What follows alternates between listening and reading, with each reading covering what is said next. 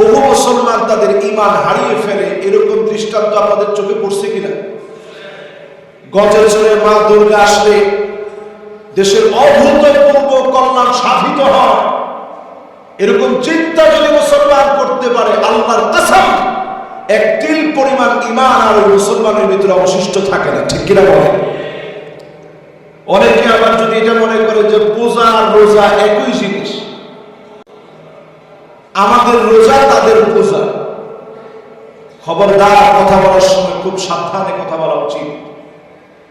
আমি দূর থেকে এই ভিডিওগুলো দেখে অবাক হয়ে গেলাম। 5% অমুসলিমকে খুশি করার জন্য মুসলমানদের এই দেশে এই জাতীয় কথন, এই জাতীয় কথোপকথন, এই জাতীয় আচরণ সত্যিই আমাদের জন্য লজ্জাজনক। আমরা হিন্দু, মুসলিম, খ্রিস্টান সহ যারা এই দেশে বসবাস করি, বৌদ্ধরা সহ যারা আমরা বসবাস করি, আমাদের মধ্যে সম্প্রীতি থাকবে, ভালোবাসা থাকবে।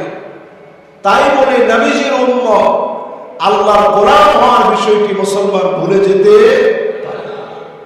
পূজা রোজা এক জিনিস নয়, পূজা রোজা কোনোদিন এক সমান হতে পারে না। আমরা মুদ্রার এপিট ওপিট হতে পারি না। আমরা মুসলিম, আমরা সেই সে জাতি। মরক্কোয় আমি গিয়েছিলাম, 728 বছরের হিস্ট্রি, মুসলমান মাত্র 7,000 সৈন্যবাহিনী নিয়ে পুরো আটলান্টিক মহাসাগরের উত্তাল সমুদ্রের ঢেউগুলা পাড়ি দিয়ে সেই পর্তুগাল, স্পেন পর্যন্ত বিজয় করার জন্য যখন মুসলমান গিয়েছে, তেমন কোন হাতিয়ার আর শক্তি বল মুসলমানের ছিল না, ছিল ইমানি লা ইলাহা ইল্লাল্লাহ শক্তি বল। বলেন আল্লাহু আকবার।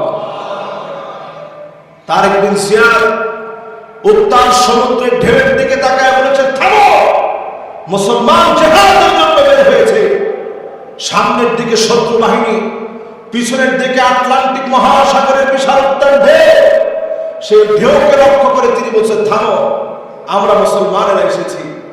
দৃশ্য দেখে খ্রিস্টানরা বলছিল, আমাদের কাছে মনে হচ্ছিল ইন্না কাওমান মা তারিক বিন জিয়াদ, তারিক বিন জিয়াদের সঙ্গে যে কওম আসছে, লাউ আরাদা ইয়াখলা'আল জাবাল লা খালা'উ, যদি তারা মুসলমানরা যদি আঙ্গুল তুলে পাহাড়ের দিকে বলতো, পাহাড় তুমি সরে যাও, ঢেউ তুমি থেমে যাও, সঙ্গে সঙ্গে ঢেউ আর পাহাড় জায়গা থেকে সরে যেত। বলেন আল্লাহু আকবার। বিজয় মুসলমানদের এমনি আসেনি। মুসলমানদের সকল বিজয়ের পিছনে ছিল ঈমানি হিম্মত। আজ মুসলমানরা গোলামীর ঝিঞ্জিরে আবদ্ধ, এর অন্যতম কারণ মুসলমানরা এখন পূজা রোজারে একরকম বানায় ফেলেছিল, যেরকম পূজা ওরকম রোজা। এবং দেখবেন সবাই পূজা মণ্ডপে গিয়ে এরকম তালিম আর তরবিয়ত দিচ্ছে, মনে হচ্ছে উনি একটু আগেই সনাতনী ছিল, না হলে মাত্র সনাতনী হয়েছে। এই যদি হয় মুসলমানদের হালত, আল্লাহর আদালতে চেহারা দেখাবেন কেন? ক্ষমতার মস্তক মানুষের জন্য কখনো কখনো পরীক্ষার বড় কারণ। ক্ষমতার মস্তক মানুষের জন্য অনেক সময় পরীক্ষার বড় কারণ। আল্লাহ রাব্বুল আলামিন যুগে যুগে মুসলমানদেরকে ক্ষমতা দিয়েছেন, ক্ষমতাচ্যুত করেছেন। 5টা শাসন এই পৃথিবীতে আসবে, আল্লাহর মেহেরবানি। 5টা শাসনের তেমন কোনোটাই আমরা দেখি নাই, কিন্তু কিছু কিছু আমরা শুনছি, কিছু কিছু দেখছি। আল্লাহর হাবিব বলেন, ফীকুমুন নাবুওয়া, এই জমিনের ভিতরে নবুয়তের শাসন আসবে। আল্লাহর নবী জমিনে নবুয়তের শাসন দেখায় গেছেন। ঘুম থেকে নবীজি উঠতেন, চাপের দাগগুলো পড়ে যেত। আজ অবধি আল্লাহর নবী সেই হিস্ট্রি পড়ে দেখেন, চাটায়ের দাগগুলা নবীজি পিঠ মুবারকের ভিতরে পড়ে যেত। হযরত ওমর একদিন অনুমতি নিয়ে গেলেন, আল্লাহর নবীর পিঠের এই দৃশ্য দেখে সহ্য করতে না পেরে বলে উঠলেন, ইন্নাল কাসরা ওয়াল কাইসার ফামা হুমা ফীহিমা। ওগো নবীজি, রোম আর পারস্যের সম্রাটদের কি এমন আছে তারা এত সুখ এত শান্তি করে, আপনি এত কষ্ট কেন করবেন? আপনি তো রহমাতুল লিল আলামিন। ঘুমের থেকে উঠলে আপনার চাদরের দাগ পড়ে যায়।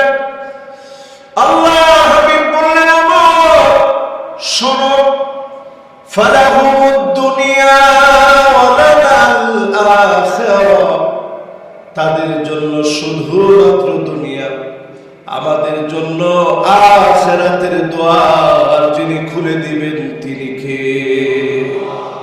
তাদের জন্য শুধুমাত্র দুনিয়া, আমাদের জন্য আল্লাহ পাক আখিরাতের দুয়ার খুলে দিবেন। তাদের জন্য শুধুমাত্র দুনিয়া আছে, আমাদের জন্য আখিরাত আছে। তাদের জন্য শুধু দুনিয়ার চাবিকাঠি খোলা, আমাদের জন্য আল্লাহ আখিরাতের চাবিকাঠি খোলা। তাদের জন্য শুধুমাত্র দুনিয়া, আমাদের জন্য আল্লাহ রাব্বুল আলামিন আখিরাতের দুয়ার খুলে দিয়েছেন। সুবহানাল্লাহ।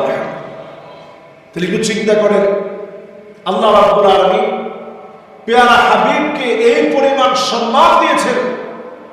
রোম পারস্যের সম্রাটদেরকে আল্লাহ রাব্বুল আলামিন শুধু দুনিয়া দিয়েছেন, নবীজিকে আল্লাহ রাব্বুল আলামিন দুনিয়া আখিরাতের বাদশাহী দান করেছেন। আল্লাহু আকবার। নবীজি যদি দুনিয়া চাইতেন, যেই উহুদ পাহাড়ের মিসাল আমরা বারবার দিয়ে থাকি, মদিনাতে আপনি ঘুরলেই দেখবেন, ডান দিকে যান বাম দিকে যান, উহুদের একটা ছাপ আপনার সামনে চলে আসবে। উহুদ পাহাড়টা আপনার চোখের সামনে পড়বে। যারা গিয়েছেন আপনারা দেখছেন নিশ্চয়ই। আপনি ঘুরে গেলে আসবেন, মসজিদে কুয়া পার হবেন, সামনের দিকে আসবেন, দেখবেন উহুদ পাহাড়। আপনি খন্দকের পথে যেতে দিবেন, আপনার সামনে আবার পড়বে উহুদ পাহাড়, এরপরে আপনার একটু সামনে গেলে পড়বে খন্দক। আবার খন্দক থেকে আপনি ফিরবেন, সেই সময় আপনার সামনে উহুদ পাহাড়। এই পাহাড়টা আপনার চারদিকে ঘুরতেছে। নবীজি বলছেন, জাবালুন ইউহিব্বুনা ওয়া নুহিব্বুহু, এটা এমন একটা পাহাড় যেই পাহাড়টাকে আমরা ভালোবাসি আর পাহাড়টা আমাদেরকে ভালোবাসে। সুবহানাল্লাহ। মুসলিম মিল্লাতের জন্য অত্যন্ত গুরুত্বপূর্ণ পাহাড় হচ্ছে উহুদ পাহাড়। এই পাহাড়টাকে আল্লাহ পাক আল্লাহর জান্নাতের ভিতরে সাজিয়ে রাখবেন, লেখা থাকবে এটা জাবালুল উহুদ। নবীজি সাল্লাল্লাহু আলাইহি সাল্লামকে আল্লাহ তাআলা বলছেন, আল্লাহ রাব্বুল আলামিন দুনিয়ার প্রাচুর্যতা নবীজিকে যদি চাইতে বলতেন, আল্লাহর হাবিব যদি চাইতেন, কি পরিমাণ পেতেন একটু চিন্তা করেন। হাদিসের মধ্যে আসছে, যদি নবীজির শুধু মনটা চাইতো, মুখে বলা লাগতো না, লাসারাল উহুদু যাহাবা, গোটা উহুদ পাহাড়টা এক মুহূর্তের ভিতরে বলার আগেই স্বপ্ন হয়ে যেত। সুবহানাল্লাহ।